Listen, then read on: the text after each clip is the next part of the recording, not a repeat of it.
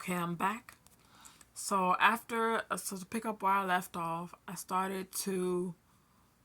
graduated from college with my associate's degree. I went to Roosevelt, and I was struggling so hard in my classes. I decided to not continue classes at Roosevelt mostly because of financial aid issues. And then I just started to work as a caregiver. And that worked out pretty well. I had to wake up very early, and I wasn't used to that because the medication was making me very sleepy. But I did get up early, like around 5, 6 in the morning, to make it there by 8.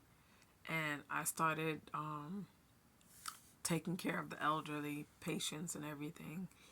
And then after I stopped Roosevelt, I also moved to a new job, another caregiving job, and they were very good to me. Like they were having me have steady income.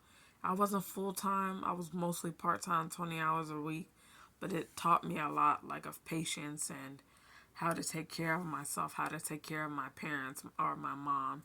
My father passed in 2016, so that was about when I was 24 actually, when I or 23, just right before I started going to school.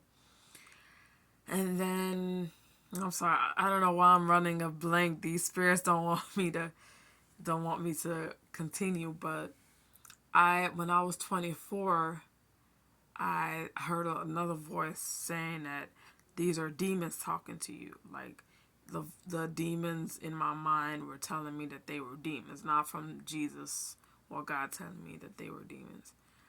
And I started believing it like wholeheartedly, like, oh, all this pain and strife, of course they had to have been demons. So I started trying to find exorcists and faith healers and anyone who could make these voices stop. And eventually I went to and I paid money for online exorcists.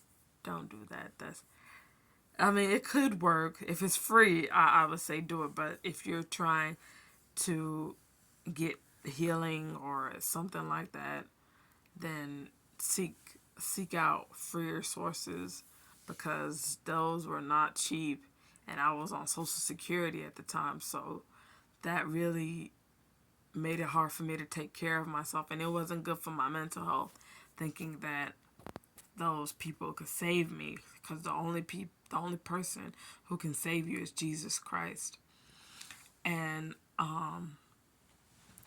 after I went to those exorcists and realized that they couldn't do anything for me, I heard a testimony of my sister in church, not my blood sister, but my church sister, and she was telling me the story. She was telling the church the story of how at 30, I believe she got married at 30, and for 10 years she tried to have a baby, and it just was not happening for her. She went to doctors, she tried treatments, and she couldn't have a baby. And finally, when she was just about to hit 40, she got pregnant. And she had been pregnant many times before, but apparently she had a lot of miscarriages. And God bless her. I don't know how she could have stayed so strong through that. But she ended up having another pregnancy. And she was really far along when I found out about the pregnancy. I believe 5 or 6 months. So I started praying. I was like, God, please let her have this baby. And she was our Sunday school teacher for those who wanted to get baptized, because gotten baptized at age 15, but I wanted to get baptized again because I had done all this sin and damage to my body, so I wanted to get baptized again. And when she told us the story of her having the baby and how happy we were all for her that she finally had her first daughter, and she was like saying, wait on God because he can do anything. And if he gave her a baby after all of those trials and miscarriages and all of those bad times, that gave me hope, saying like, if I wait on God, he's going to deliver me from whatever this is that's bothering me, from demons or voices or schizophrenia, bipolar, whatever this is bothering me.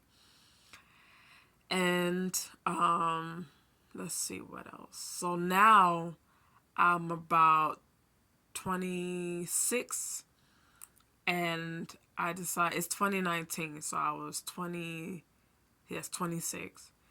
and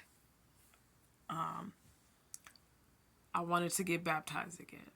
So the pastor at my church baptized me and another lady, and I just tried to go all in with Christ, tried to change myself, tried to do everything that a Christian's supposed to do. At 25, I stopped having sex. At 25, I stopped smoking weed. And then the next year, in 2019, in January, I got baptized. Or February, I'm sorry, I got baptized. January or February, one of those. And when I got baptized, I didn't really feel a difference, maybe because I was already baptized, but I did try to go into God more. I did try to seek Jesus to some extent. Like, I don't know what it was about me. I think it was because I basically tried to be with God just for the deliverance and not for what who God is. So I just read the Bible sometimes, started praying daily, but I just didn't feel what I thought would be a change in my life. I started going to church regularly. I started to not crave marijuana. I quit cold turkey. Besides 2 or 3 times where I went back to it for like a day, but I quit. God let me quit cold turkey. He really delivered me, and I stopped having sex. I think I went back only once or twice, or maybe 3 times again with that. And then I stopped having sex, cold turkey. And I just ended up feeling like this was going to be a change for me. Like, all my dreams would come true. Everything would happen. And then when I was 28, 29, basically my life was really pretty much normal. Like, I started in 2018 getting on medication, and I've been on medication since and feeling still down, but mostly good. At 29, I was diagnosed with depression, and I was feeling down about that, so I started the depression medication on top of the antipsychotics. And this year, right now, I'm 30, but in 2023, I turned 30. No, I'm so old. I'm not that old, but like, yes, in 2023, I turned 30.